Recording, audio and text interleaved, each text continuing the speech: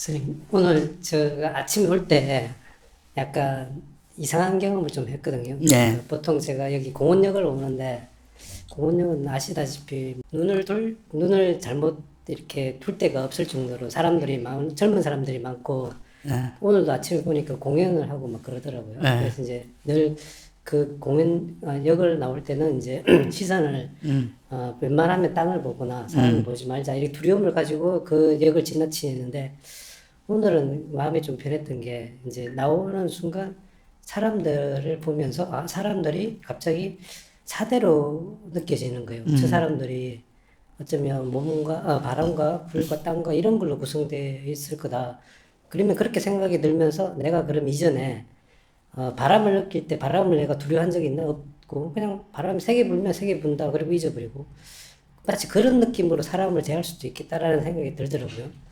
그러니까 이제 내가 평상시에 느끼던 좀 이제 젊은 사람들의 좀 소위 말하는 뭐 그런 옷차림들 있지 않습니까? 그런 걸 네네. 보면서 내가 그렇게 두려워할 이유가 없겠구나. 이제 왜냐면 그 사람들이 바람이나 땅의 요소로만 느껴지고 그렇게 보이니까 이게 참 신기한 경험이다.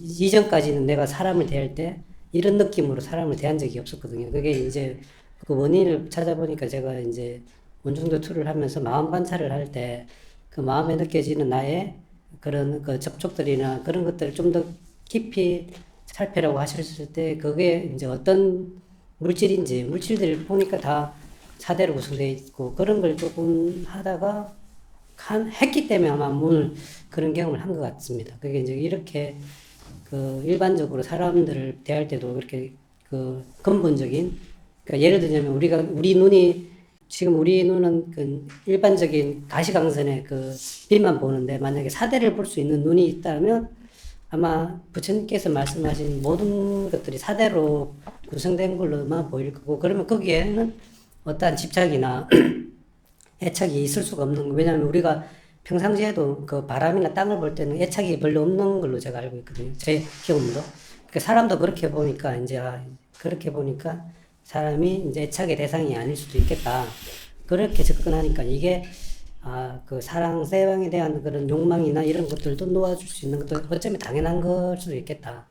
그런 아침에 경험을 하면서 발걸음이 좀 배웠었습니다. 네. 아이, 그건 아주 좋은 경험이에요. 그러니까 우리가 결국은 그렇잖아요. 이제 예를 들어서 그 사람이 그 젊은 이제 옷도 막 이렇게 그거 하게 입고 이런 그 아름다운 여인들이나 보면은 이렇게 마음이 이렇게 애착이 가거나 이래 될 가능성이 높으니까 두려워하는 마음이 생길 수 있잖아요. 그거 하면 안 돼. 이렇게, 그죠? 근데 사실 조금 냉정하게 생각하면 그 대상이 나한테 그렇게 하는 게 아니거든요. 대상 자체가 나한테 뭐 집착해라 이렇게 말하는 게 아니잖아요. 우리 마음이 그 자꾸 가서 이건 하면 안 된다. 애착하면 안 되니까 그 반작용으로 또 두려움이 생기고 이렇게 되는 거란 말이죠. 근데 그 대상의 본질, 실상은 사실 오온이잖아요.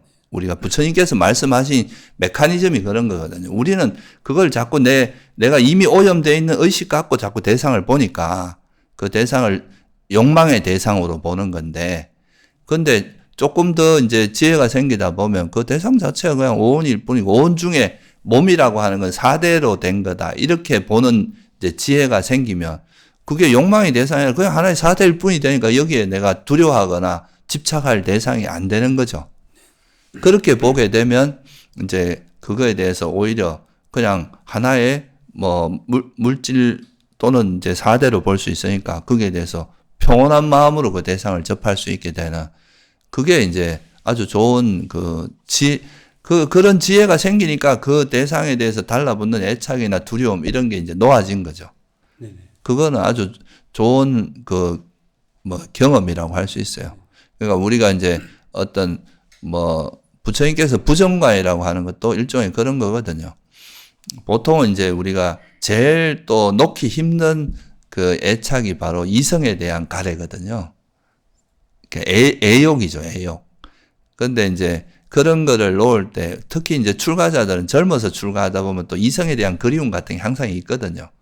그러면 이제 그런 걸 할 때 그 대상 자체가 우리가 보면은 그 대상에 그 애착이 가는 이유가 그 외형적으로 보이는 거는 아름다운 거죠. 그런 것 때문에 가는데 이거를 사실 조금만 더 깊이 들여다보면 그 대상 자체가 그 속에 뼈도 있고 똥오줌도 들어있고 막 이런 원래 본질은 그 사람처럼 사대로 돼 있다 이렇게 볼 수도 있고 그런 거니까 내가 사실 내 습관적으로 이런 그 사랑스러운 대상에 내 애착이 달라붙은 거지 대상 자체가 원래 그런 건 아니거든요. 대상은 그냥 본질적으로 보면 사대일 뿐이에요. 우리가 이제 계속 그런 이렇게 좀 아름답게 사대로 형성된 거에 대해서 애착을 가지는 그런 습관이 있다 보니까 마음이 그렇게 달라붙은 거잖아요.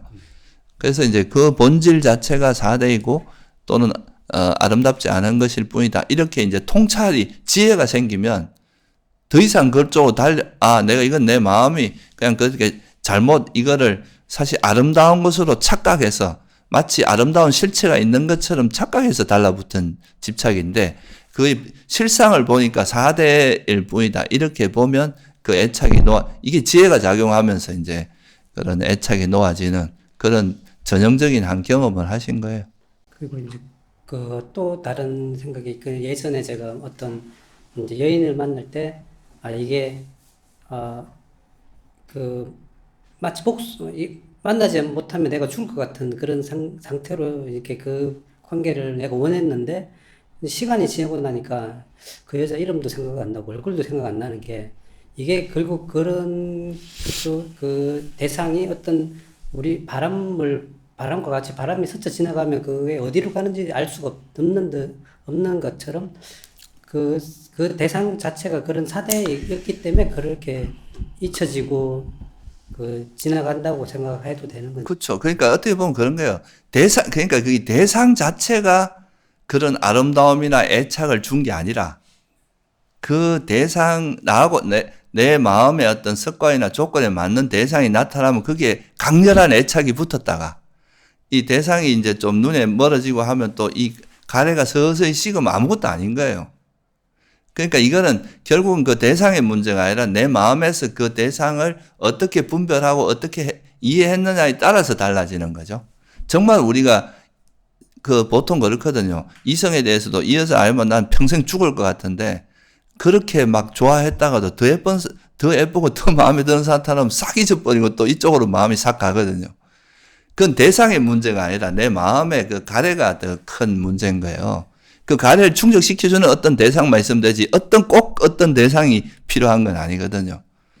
그래서 그것도 어찌 보면 그 사람이 이제 옛날에 경험했던 거 그건 이제 대상이 문제라기보다 내 마음에 가래가 있느냐 없느냐 그게 이제 그런 상황을 만들어내는 거라서 그래서 결국은 내 마음에서 가래가 씌어버리면 이게 어떤 대상을 만나도 애착이 달라붙거나 이러지 않잖아요. 근데 이런 대상에 대해서 가면 우리가 만나는 경험하는 수많은 대상에서 애착이 안 일어나게 하는 거는 부처님께서 보시기 이 대상 우리가 경험하는 이 대상이 결국은 물질이나 정신의 영역을 벗어나는 건 없고 그런 것들은 그냥 잠깐 머물다가 사라지는 이런 아지랭이 같은 거 또 그 거품 같은 물에서 일어났다 사라지는 거품 같은 거고 여기에는 내 것이라 할 만한 것도 없고 실체도 없고 이 자체에서 뭔가 행복을 찾으다 못 참다. 여기 의지할 만한 게 아니다. 이런 걸 이해하면은 이 어떤 대상이 나타나면 그게 우리가 달라붙는 이 가래가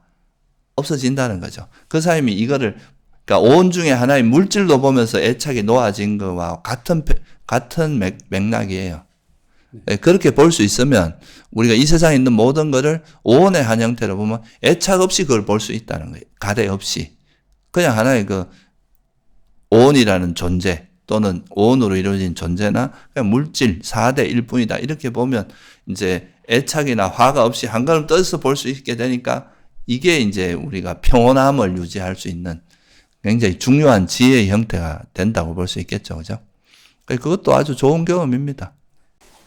지금 앞에 그 사님 말씀 듣고 자식에 대한 애착을 부리기가 참 힘이 드는데 자식에 대한 애착도 그냥 이 자식은 내 몸을 빌어서 난 사대일 뿐이다. 그렇죠. 이렇게 생각을 그렇게 해도 됩니다. 예, 그래서 부처님께서도 그러니까 이제 결국은 우리가 보살님하고 인연이 돼서 이제 그런 생명이 태어난 거잖아요. 그죠? 근데 이 또 태어난 생명 또 독립적인 개체입니다.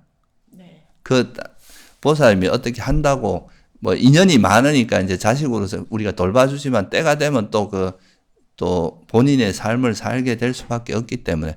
그래서 무아라는 말을 경전에 보면 다른 표현으로 뭐라고 남으로 보라 그랬거든요. 내 것이 아니라는 건 남이라는 뜻이잖아요. 이게 내 것이라면 내가 내 마음대로 할 수 있는데 내 것이 아니기 때문에 내 마음대로 안 되고 자식도 내 마음대로 안 되는 게 원래 본질이에요. 그러니까 그것도 그냥 이제 타인으로 봐라 이렇게 표현하기도 하고 그냥 내 몸을 빌려 난 4대일 뿐이다. 5원일 뿐이다. 이렇게 바라보면 좀 더 한 걸음 떨어져서 볼 수 있기 때문에 오히려 이렇게 봤을 때 오히려 자식에게도 더 좀 유익한 그런 판단할 수 있고 애착이 있으면 사람 마음이 흐트러지거든요. 그렇게 보는 것도 한 방법입니다. 네, 감사합니다. 예.